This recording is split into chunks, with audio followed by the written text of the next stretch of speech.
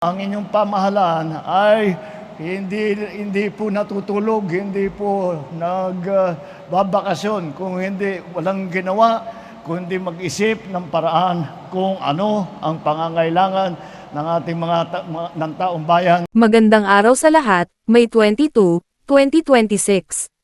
Sa isang talumpati noon Lunes, May 18, 2026, tiniyak ni Pangulong Ferdinand R. Marcos Jr. sa mga Pilipino na bukas ang pinto ng pamahalaan para sa pangangailangan ng bawat mamamayan, at nakahanda itong makinig sa kanilang mga hinaing upang mabigyan ito ng karampatang solusyon.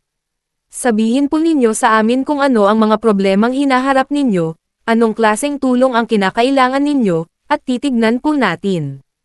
Kung kaya gawin ng pamahalaan, gagawin po natin yan.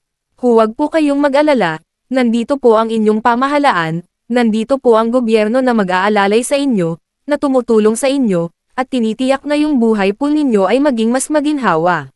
Ang inyong pamahalaan ay hindi po natutulog, hindi po nagbabakasyon, kung hindi walang ginawa, kundi mag-isip ng paraan kung ano ang pangangailangan ng ating ng taong bayan, kung ano ang pangangailangan ng ating mga naghihirap na kababayan, kung ano pa ang aming magawa para makatulong.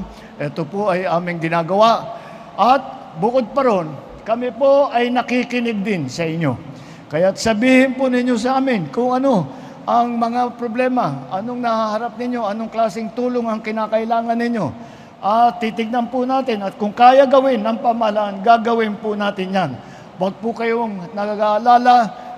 Dito po ang inyong pamahalaan, nandito po ang gobyerno na nag-aalalay sa inyo, na tumutulong sa inyo, at tinitiyak na yung buhay po ninyo ay maging mas maginhawa, kahit kaunti lang, makapagdala po ng ginhawa sa inyong mga buhay. Panoorin ang buong video sa RTVM YouTube channel. E-click ang mga link sa description box. At yan ang ating latest SOCMED viral update for today. Please like and share ang video at huwag kalimutan mag-subscribe.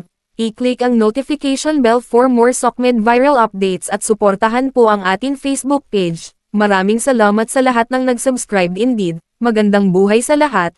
Shukran.